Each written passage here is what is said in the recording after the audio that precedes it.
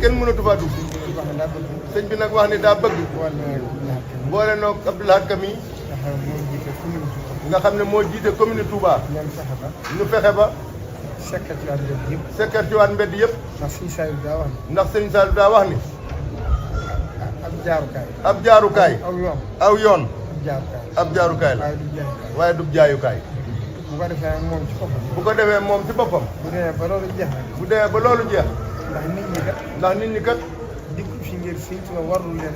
dikkunu fi ngir sëñ Touba warlul leen ab liggéey waaye sëriñ Touba def na fi xéewal goo xam ni loo sàkku mu yomb kon moom itam dana def yitte fexe ba quartier yi ni mu bëree ci dëkk bi te sëriñ bi fépp la ko ñaan mu seet nu mu gën a yaatale marché yi ndax marché Ocass jege na Touba te gis ngeen nam mel ñi nga xam ñoo yor wàllu adduna naka jëkk te ñi nga xam ne ñoo yor wàllu adduna naka jëkk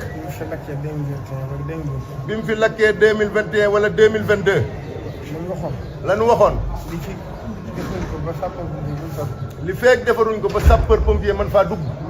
lu fi am kenn mënu koo garanti kon loolu barkeb sëriñ bi la moo tax mu man fee ne ba nëgëni kon loolu mooy li jëkk ci santaane yi li ci desin mooy kër doomi sëñ Touba yi wër jumaa ji bitig yi nga xam ne dañoo ne ci kaw yoon wi yëpp itam nañ fexe ba jële ko fa boutique bu ci nekk ci biir kër nag loolu moom ayut waaye lu ne ci kaw mbedd mi nag loo topp yërmande nit ñi dafa am liggéey yu ñu fi war a def te loolu da koy gàllankoor loolu itam ci liggéey bi la bokk